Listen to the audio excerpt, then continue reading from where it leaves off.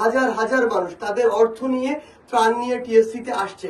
আমরা দেখতে পাচ্ছি সেই জায়গায় ইতিমধ্যে ক্যাশ প্রায় 86 লক্ষ টাকা আমাদের বৈষম্য বিরোধী ছাত্র আন্দোলনের যে ওখানে ভলান্টিয়াররা রয়েছে তাদের হাতে এসে জমা হয়েছে।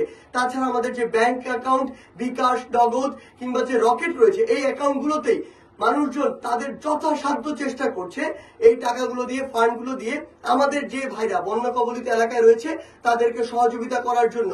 সেই জায়গা থেকে একটি ছোট্ট বিভ্রান্তির বিষয় তৈরি হচ্ছে। আমরা দেখছি যে কিছু কিছু মানুষ আমাদের বিভিন্ন সমন্বয়কদের নাম করে বলছে যে আমরা তার ভাই কিংবা বোন কিংবা আত্মীয়, আমরা এই ফান্ডটি তার কাছে পৌঁছে দিব। আমরা আমাদের জায়গা থেকে স্পষ্ট করে বলি, আমাদের শুধুমাত্র একটি নাম্বার রয়েছে, যেই নাম্বারটিতে আমাদের সকল অ্যাকাউন্ট রয়েছে এবং সেটি আমাদের অফিসিয়াল নাম্বার, যার প্রত্যেকটি টাকা আমরা আমাদের ওই বন্যার্ত ভাইদের জন্য খরচ করবো এবং প্রত্যেকটি টাকার হিসাব দিতে আমরা প্রস্তুত। আমাদের কোনো ব্যক্তিগত অ্যাকাউন্ট কিংবা নাম্বার নেই। যারা এটি করছে তারা প্রতারণা। এই জন্য আমি স্পষ্ট করে আমাদের সেই নাম্বারটি বলে দিতে চাই।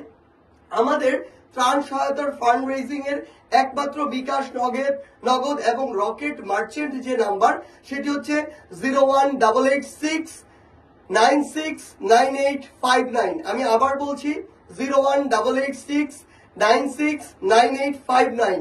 এবং রকেটের শেষে যেহেতু একটি নাম্বার এক্সট্রা প্রয়োজন হয়, সেটি হচ্ছে শেষে 7 অ্যাড হবে। আমি আবার বলছি 7 অ্যাড হবে। আমি আমার জায়গা থেকে একটি কথা স্পষ্ট করে আপনাদেরকে বলতে চাই, আমার যে ভাইরা বাংলাদেশের আজকে দক্ষিণবঙ্গের কথা বলি, সিলেটের কথা বলি, কিংবা হয়তো উত্তরবঙ্গে এটি খুব দ্রুত শুরু হতে পারে, যে ভাইরা বন্যা কবলিত রয়েছে, আমি পুরো বাংলাদেশের মানুষকে অনুরোধ করছি, হ্যাঁ আপনারা অসংখ্য ব্যবসা করেন, আপনাদের অসংখ্য চিন্তা ভাবনা রয়েছে, কিন্তু এই দুর্যোগপূর্ণ সময়ে, জাতির কিংবা রাষ্ট্রের এই সংকটকালীন একটি সময়ে আপনারা আপনাদের ওই ব্যবসার হিসাবগুলো, এই চিন্তাগুলো একটু দূরে রাখুন। আমরা এখনো দেখতে পাচ্ছি কিছু ভাই, আমরা যখন ওই নৌকাগুলো ভাড়া করে ওইদিকে নিয়ে যেতে চাই, কিছু ভাই ওই নৌকার ভাড়াগুলো বাড়িয়ে দেন।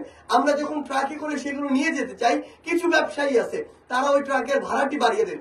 আমি আপনাদেরকে একটা প্রশ্ন করতে চাই, এত নিচু মন মানসিকতা নিয়ে আপনারা সে চলেন কিভাবে? এই যে অর্থ মানুষের সংকটপূর্ণ সময়ে আপনার যে অর্থটুকু আরো বেশি লাভ করতে চান, এই অর্থগুলো আপনার হজম হবে কিভাবে? আপনি কি চিন্তা করেন না যে সৃষ্টিকর্তা যদি চায় তাহলে আপনাকে আপনার এই যে এত এত অর্থ সব একটি মাত্র অসুখের মাধ্যমে কেড়ে নিতে পারে?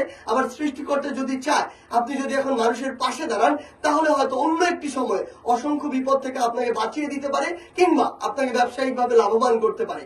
তাই মানবিক দিক থেকে চিন্তা করে হোক, নৈতিকতার দিক থেকে চিন্তা করে হোক, এই আপনার অতি ব্যবসায়ী মনোভাব, অতি মুনাফাখোর যে মনোভাব, এগুলো থেকে দয়া করে বের হয়ে আসুন। এটি শুধু মানুষের সমস্যা নয়, এটি একটি দেশের সংকটকালীন সময় এবং আমরা সকলে যদি একসাথে কাজ করি তাহলে এই সংকট আমরা উতরে যেতে পারবো। এবং আমার প্রশাসনের যে ভাইরা কিংবা স্বেচ্ছাসেবক যে ভাইরা ওই বন্যার্ত এলাকাগুলোতে গিয়েছেন, আপনারা যারা আপনাদের জীবন দিয়ে চেষ্টা করছেন আসলে আমাদের ভাই বোনদেরকে সেভ করার জন্য, আপনাদের সহ আর্মি বলি, কোস্টগার্ড বলি, নৌবাহিনী বলি, যারা ওই জায়গাগুলোতে কাজ করছেন, আপনাদের প্রতি একটি অনুরোধ, আপনারা গ্রামে গ্রামে গিয়ে, পাড়ায় পাড়ায় গিয়ে সবার আগে আমার ওই ভাই বোনদেরকে উদ্ধার করার ব্যবস্থা করুন। আশ্রয় কেন্দ্রগুলোর যে দ্বিতীয় তলা, তৃতীয় তলা, এগুলোতে নিয়ে এসে রাখার ব্যবস্থা করুন। কারণ আমরা ইতিমধ্যেই জেনেছি যে নিচ তলাগুলো যেগুলো রয়েছে আশ্রয় কেন্দ্রের, সেগুলো ইতিমধ্যে আসলে পানি দিয়ে পূর্ণ হয়ে গিয়েছে। তাই আমরা আমাদের জায়গা থেকে অনুরোধ করছি যে আমাদের ভাই বোনদেরকে সেভ করে নিয়ে আসুন। এরপরে আমরা যারা রয়েছি পুরো বাংলাদেশের মানুষ একসাথে আমাদের ব্যক্তিগত জায়গা থেকে যতটুকু সম্ভব ততটুকু ত্রাণ দিয়ে আমরা যেন তাদেরকে সহযোগিতা করতে পারি এবং প্রত্যেককে আশ্রয় কেন্দ্রে যেন আমরা আমাদের এই ত্রাণগুলো পৌঁছে দিতে পারি, এই বিষয়টি আমাদের খুব ভালো করে লক্ষ্য রাখতে হবে। আরেকটি জিনিস সবশেষে বলছি, সেটি হচ্ছে যারা এই একটি সংকটকালীন সময়কেও নিজের সুবিধা আদায়ে বা মানুষকে আরো চাপে ফেলে বাজারগুলোতে মূল্য বাড়িয়ে কিংবা আপনারা এইখানেও আজকের এই সংকটকালীন সময়ে সিন্ডিকেট তৈরি করে যেই শুকনা খাবারগুলো মানুষের প্রয়োজন সেগুলোকে যারা কুক্ষিগত করে রাখছেন, সেগুলোকে যারা গোডাউনে ভরে রাখছেন, শুধু দাম বাড়বে আর সেই দাম বেশি করে আপনি বিক্রি করবেন। আমি আপনাদের উদ্দেশ্যে একটি কথা বলি, এই মানসিকতা থেকে বের হয়ে আসুন।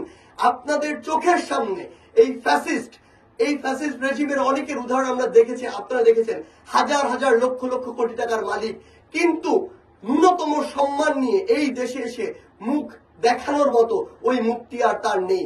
মুখে চুন কালি মেখে এই দেশ থেকে বের হয়ে যেতে হয়েছে। তাই এই সংকটকালীন সময় আপনাদের এই যে চরিত্রটি, এই চরিত্র থেকে বের হয়ে এসে দেশের জন্য, দেশের মানুষের জন্য, নিজের জন্য এবং দিন শেষে যে সৃষ্টিকর্তা আপনাকে সৃষ্টি করেছে তার প্রতি কৃতজ্ঞতা স্বরূপ আপনারা কিছু একটু করুন। আমরা বিশ্বাস করি সকলে যদি আমরা একসাথে কাজ করি তাহলে আমাদের যে সংকটগুলো আসছে কিংবা সামনে আরো আসবে সেই সংকটগুলো আমরা কাটিয়ে উঠতে সক্ষম হব। ধন্যবাদ।